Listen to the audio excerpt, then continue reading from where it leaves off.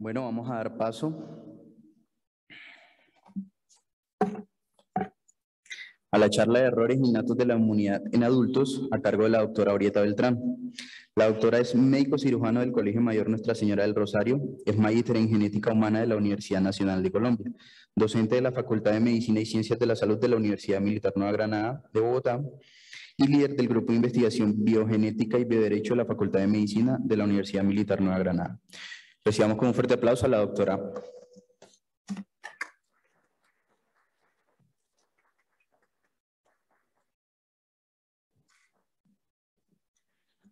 Buenos días a todos. Es un gusto contar aquí con la presencia de estudiantes, de amigos, de profesores, de especialistas, de supraespecialistas que nos acompañan presencial y los que nos han acompañado virtual durante toda la mañana y a quienes nos acompañan desde otros países.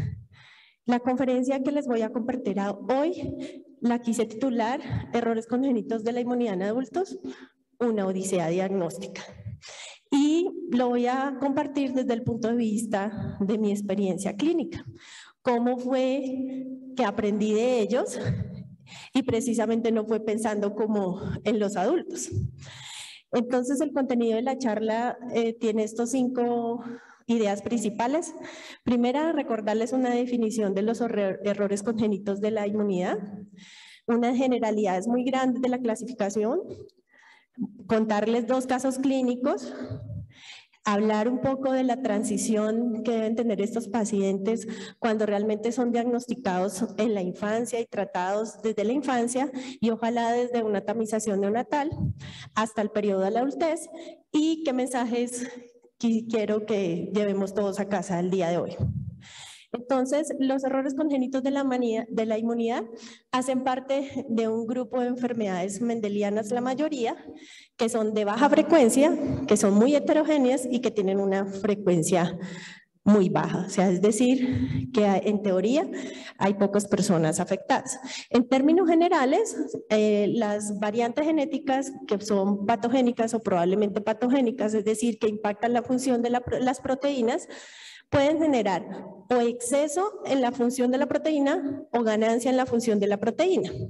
Y como hay diversas moléculas, hay una gran heterogeneidad clínica. En el pasado se estimaban, cuando yo estudié la primera vez este grupo de enfermedades, como 150 enfermedades. Y cada año y cada vez van aumentando y vamos entendiendo por qué hay una gran heterogeneidad clínica, expresividad variable, penetrancia incompleta, que hace que desde el punto de vista del ejercicio clínico no sea a veces fácil diagnosticarlas. Y por eso es que quisimos, porque esto fue acuñado en conjunto con algunos de los participantes de Genocin, de los estudiantes, ponerle el título de Odisea Diagnóstica. ¿Qué tenemos de las estadísticas? Que cada vez se conocen más enfermedades, cada vez se van diagnosticando más desde el punto de vista clínico y como todo ese advenimiento molecular, también desde el punto de vista molecular. Como vieron en algunas de las conferencias previas, esta era genómica de diagnóstico molecular y de diagnóstico masivo por paneles de genes, por análisis de exomas, permite tener más diagnóstico molecular para poder clasificar bien nuestros pacientes. En términos generales hay 10 grupos y digamos que es una clasificación basada en cómo se manifiesta en el fenotipo. Miremos, algunos afectan más la función de los macrófagos, otros la producción de las inmunoglobulinas, otros tanto las inmunoglobulinas como la función de las células, otros producen falla en la médula ósea y, por ejemplo, el grupo 7 tiene desórdenes autoinflamatorios. Y yo me pregunto cuántos de los pacientes que tenemos diagnosticados con artritis reumatoidea juvenil o con artritis reumatoidea o con enfermedades colónicas como colitis ulcerativa, enfermedad del colon inflamatoria, realmente no tienen una enfermedad multifactorial, sino que de pronto tienen un error congénito de la inmunidad y nosotros no lo hemos diagnosticado. Este artículo, que es el artículo que resume la actualización de la última clasificación publicada a principios del 2020, nos trae unas tablas muy didácticas de los 10 grupos de la clasificación de las inmunodeficiencias primarias, como antes se les llamaba. Les quiero mostrar algunas, no todas, para que entendamos la parte de la complejidad molecular, que en últimas viene con la complejidad fenotípica. Entonces, el grupo 1 tiene compromiso tanto en la inmunidad celular como en la inmunidad humoral. Y ahí está el grupo de las inmunodeficiencias severas combinadas. Combinadas significa que el compromiso es tanto de la inmunidad celular como la humoral. Miremos ejemplos del grupo 4. Enfermedades que hay disregulación en la función inmune. Se subdividen en algunos subgrupos y tenemos aquí síndromes hemofagocíticos, linfohistiocytíticos, susceptibilidad a ciertas infecciones por ciertos virus. El otro subgrupo de disregulación inmune están los síndromes linfoproliferativos autoinmunes. Les contaba que esta charla viene basada en la experiencia del ejercicio clínico. Trabajé por muchos años en un hospital acá en Bogotá, que es el Hospital de la Misericordia, donde vi muchos pacientes con esos diagnósticos. Muchos niños, ustedes ya tuvieron de conferencista en la mañana inaugural al doctor William Márquez, muchos fueron pacientes compartidos con el doctor William Márquez, y créanme que alcancé a ver de cada subgrupo alguno que otro paciente.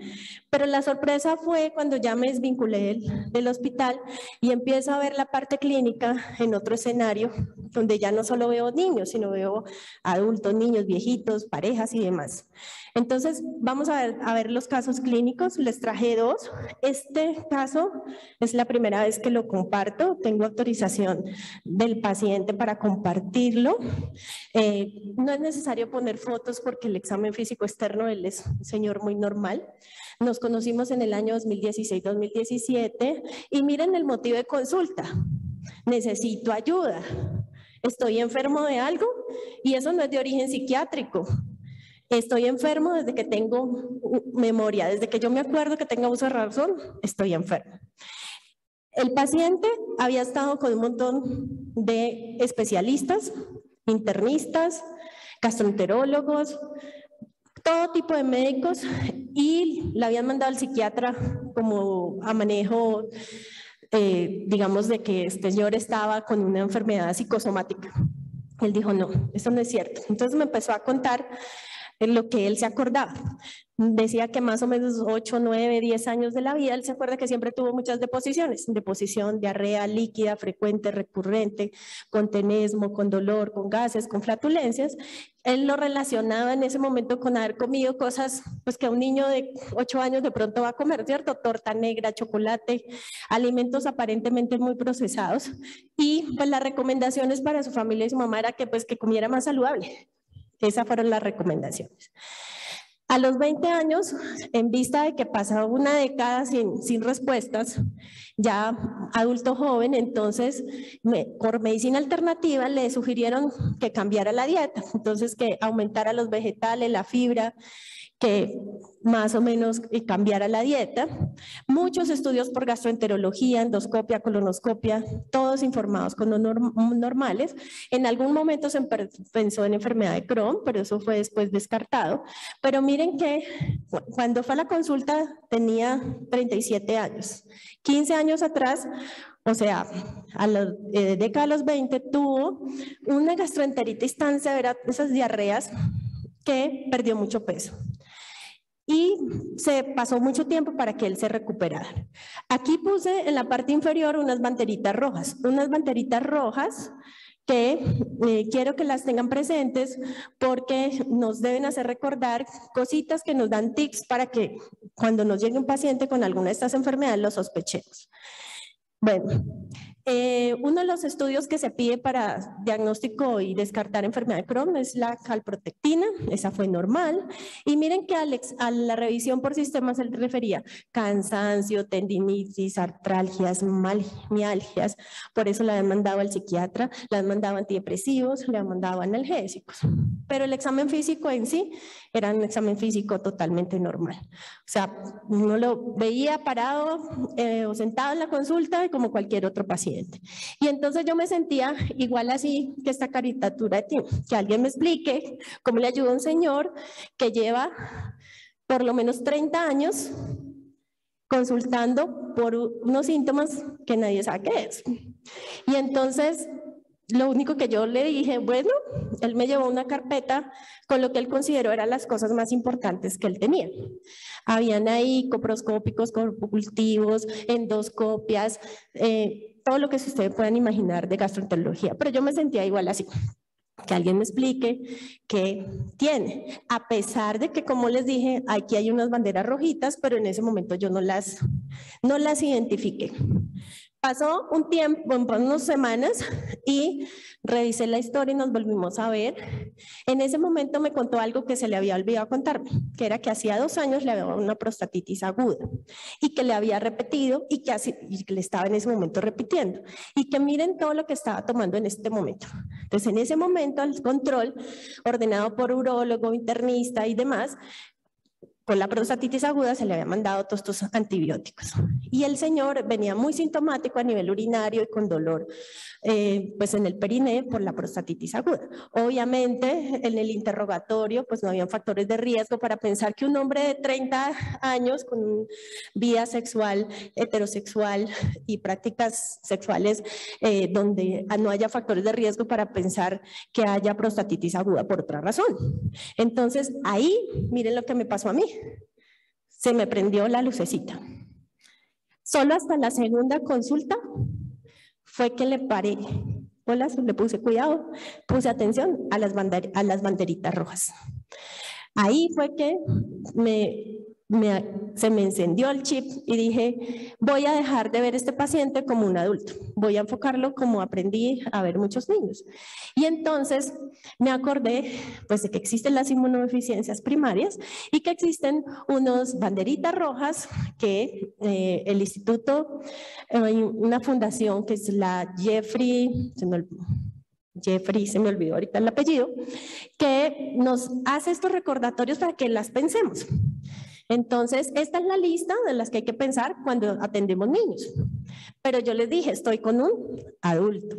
Sin embargo, esa realmente es la historia de la vida real de la consulta. Yo le dije al paciente, voy a pensar como si usted fuera un bebé o como si usted fuera el niño de 8, 9, 10 años que está en la consulta. Entonces dije, pues de pronto estamos parados acá en algunas de estas, de los grupos de las inmunodeficiencias congénitas de la inmunidad. Y entonces decidí ordenarle estos exámenes. Básicamente se dividen en tres grupos de exámenes. Unos que pues, nos cuentan las inmunoglobulinas. Midan las inmunoglobulinas. Incluso aquí falta anotar unas que son las subclases de las IgG. Haga anticuerpos de memoria para las cosas que se supone uno ya debería tener inmunidad, o sea, IgG específica de memoria. ¿Listo? Entonces aquí algunos ejemplos. Y vaya, miren las células, porque dijimos, o hay cosas de autoinmunidad, o hay cosas humorales, o hay cosas en las células. Entonces, en las células T, en las células B. Y estos fueron los resultados del paciente. Al principio que llegó el resultado, yo dije, ay, auxilio, ¿y ahora cómo interpreto esto? Entonces pedí ayuda al doctor William Márquez y cuando le fui a mostrarlos y le dije al paciente, necesito ayuda, porque se acuerda que le dije que yo no estaba segura qué era, pero que le iba a ayudar. Entonces pedí ayuda y junto con el doctor William, entre los dos miramos los reportes, lo valoramos y a partir de ahí en adelante, pues entre los dos llegamos a manejar ese paciente. Entonces todo apuntaba según esto, miren acá IgG baja, IgM baja y este IgG para la memoria inmune de una vacuna que es el de la difteria no estaba en niveles óptimos, es decir que por más que hayan células B, no están haciendo bien su tarea, porque los niveles que están alcanzando de anticuerpos protectores no son suficientes. Y aparte de eso, miren acá esto llamativo, la relación entre los linfocitos TSD4-C8 tampoco era óptima, ¿cierto? Entonces, definitivamente, acá hay un error congénito de la inmunidad. Es decir, el paciente no estaba loco, no estaba demente, no estaba psicosomático y no tenía por qué estar en el psiquiatra, a menos que fuera como parte de manejar los síntomas de ser desatendido, no diagnosticado, y por eso les decía, es una odisea diagnóstica.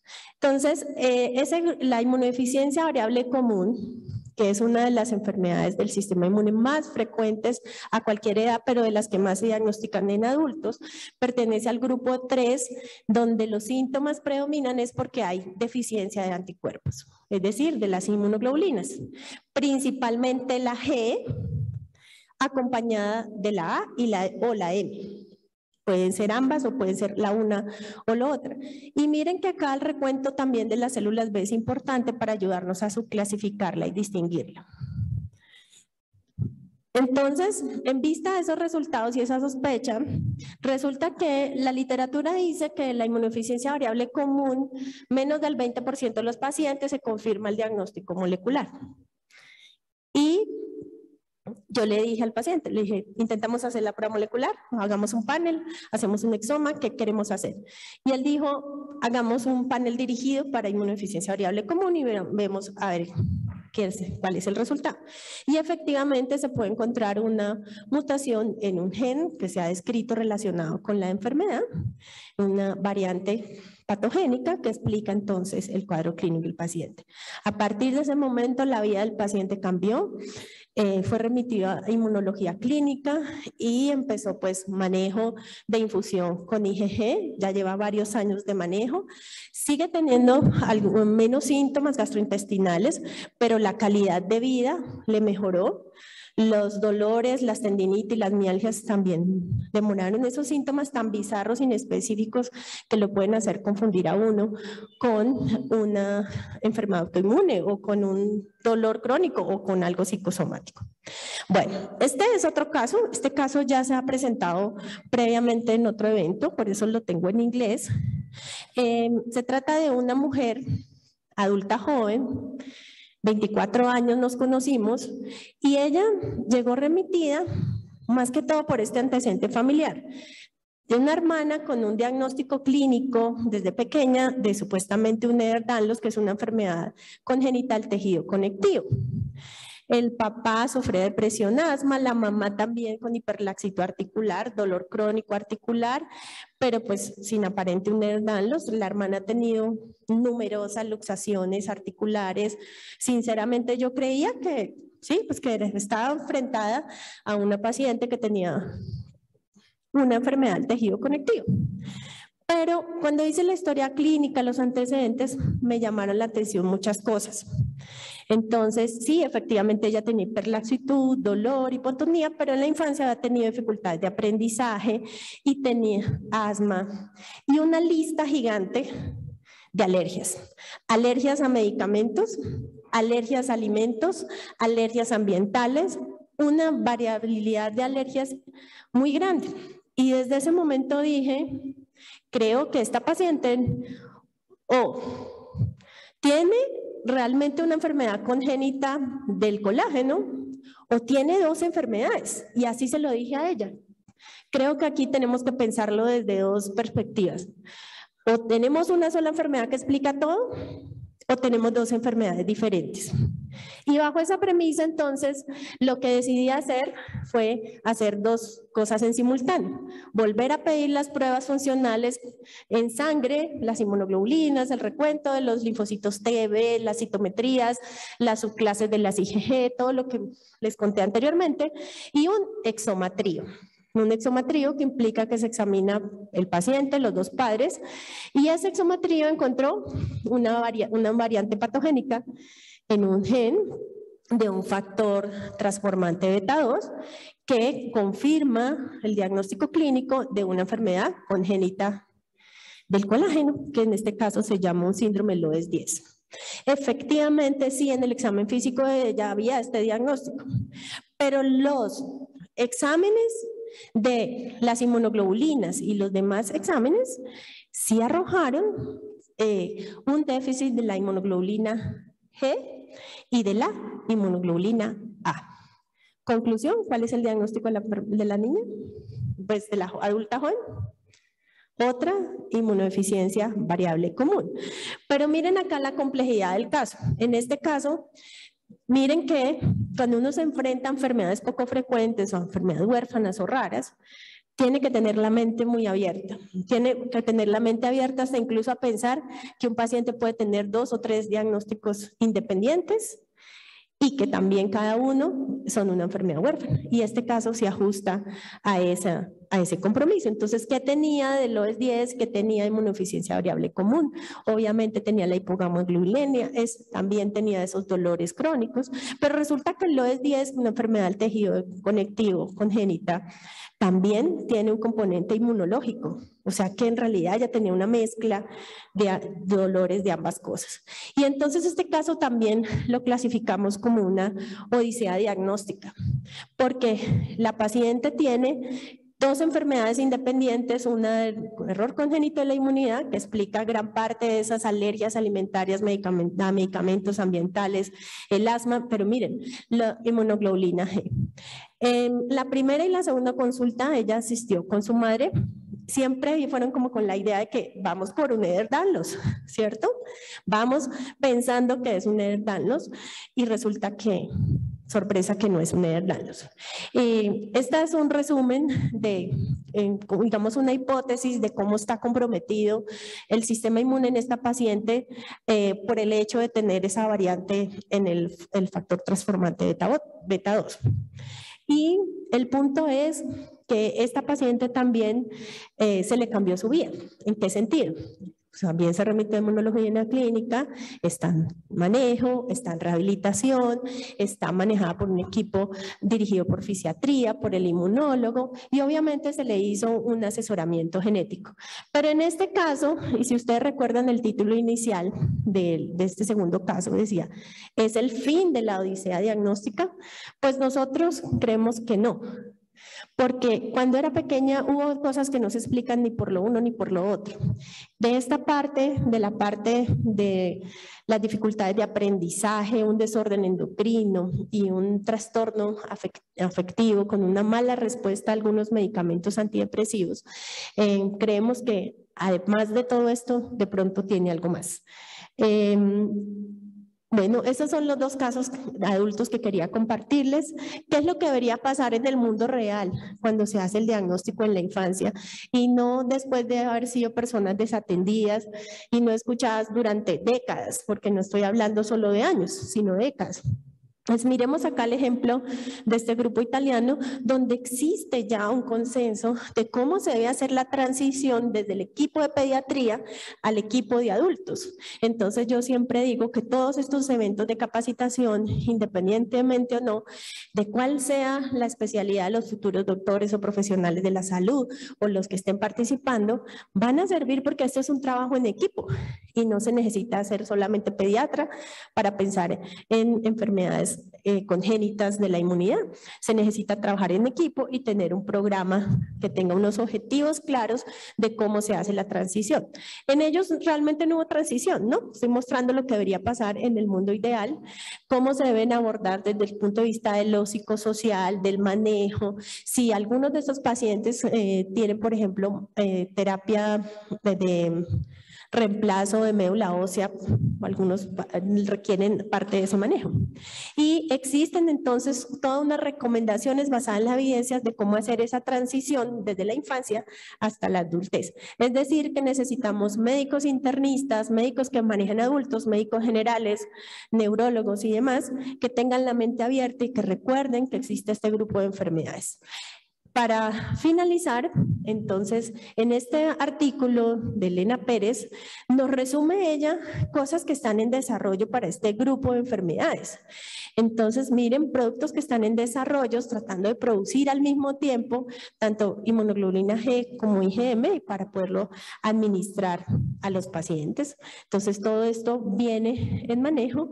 Recordar que algunas de estas enfermedades tienen un manejo curativo totalmente con la terapia de células madre, el trasplante de células madre hematopoyéticas. Estas son las siglas de las enfermedades en las cuales, digamos, la evidencia es fuerte que el trasplante es una muy buena opción. En otros puede ser parcialmente curativo y en algunos otros puede ser controversial. En aras del tiempo, pues no les compartí más casos. Tengo más casos, uno también de inmunodeficiencia variable común, donde parte del equipo propuso trasplante de médula ósea.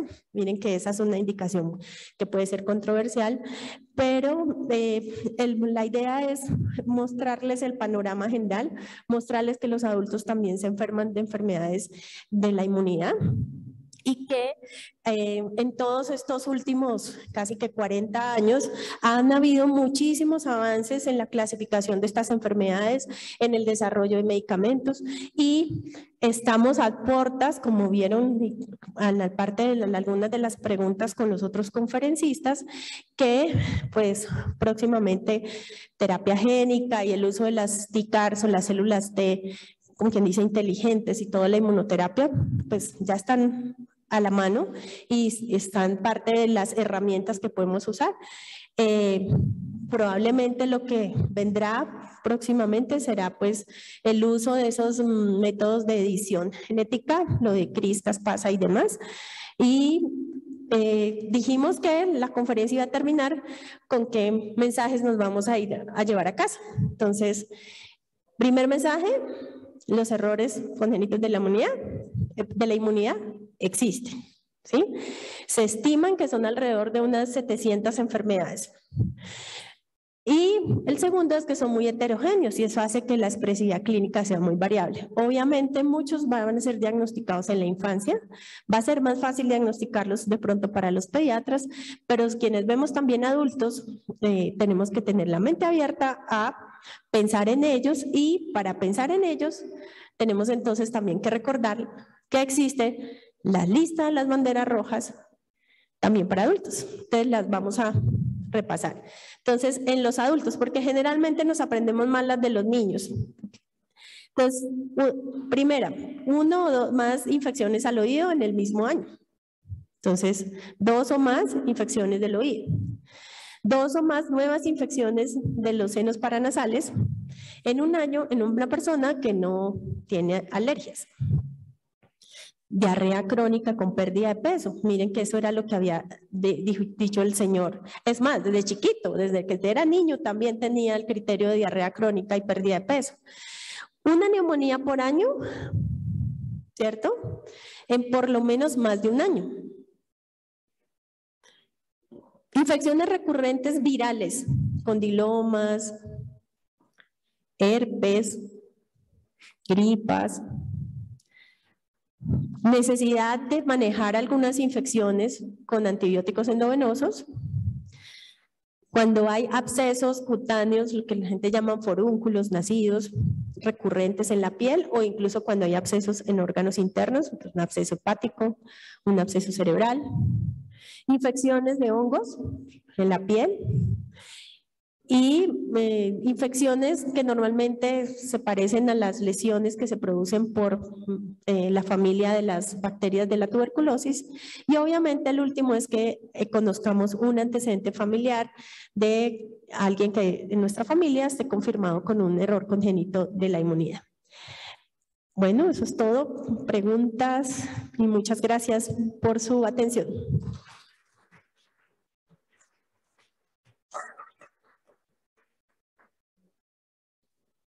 Bueno, no sé si alguien de los presentes tiene alguna pregunta para la doctora.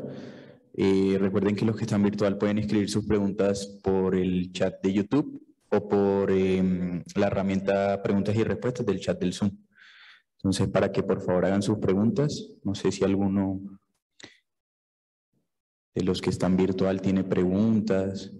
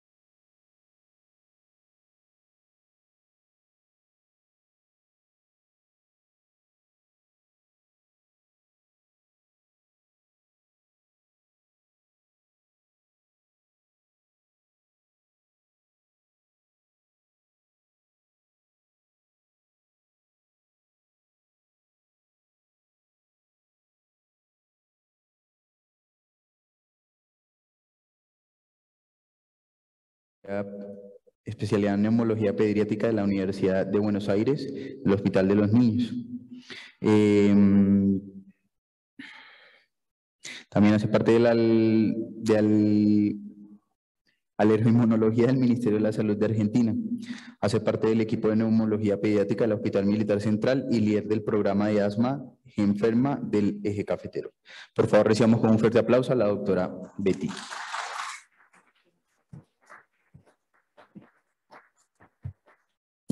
Bueno, buenas tardes. Yo voy a ser muy breve y vamos a hablar de un tema que es el tamizaje, que en realidad es algo que tenemos bastante atrasado en nuestro país, pero es lo que debemos empezar a trabajar todos.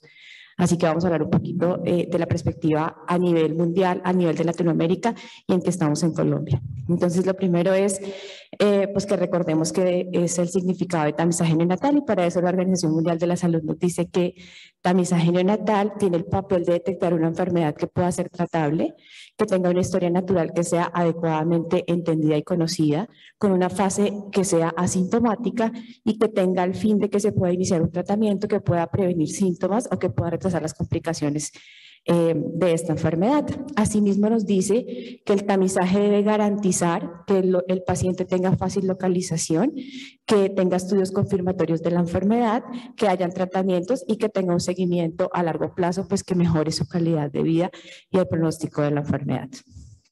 En cuanto a los criterios del Comité Asesor de Trastornos Hereditarios en Recién Nacidos y Niños de Estados Unidos, para que una enfermedad sea incluida en las pruebas de tamizaje, tiene que ser una enfermedad médicamente grave, que en este caso nos vamos a referir de la inmunodeficiencia combinada grave, que es una de las urgencias inmunológicas que debemos reconocer.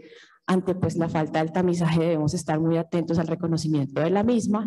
Deben haber datos pilotos prospectivos derivados de un modelo poblacional de tamizaje, que para este caso los tenemos, que ahora vamos a hablar un poquito de estos. La enfermedad debe ser bien descrita en la literatura médica, que tenemos conocimiento de la misma desde hace más de 30 años. Las características de las pruebas deben ser razonables y deben incluir baja tasa de falsos negativos, y acá es importante pues la sensibilidad y la especificidad de esa prueba diagnóstica que vamos a elegir como tamizaje, y aquellos potencialmente identificables deben poderse beneficiar de algún tratamiento y el tratamiento debe ser efectivo. Todos estos criterios los cumple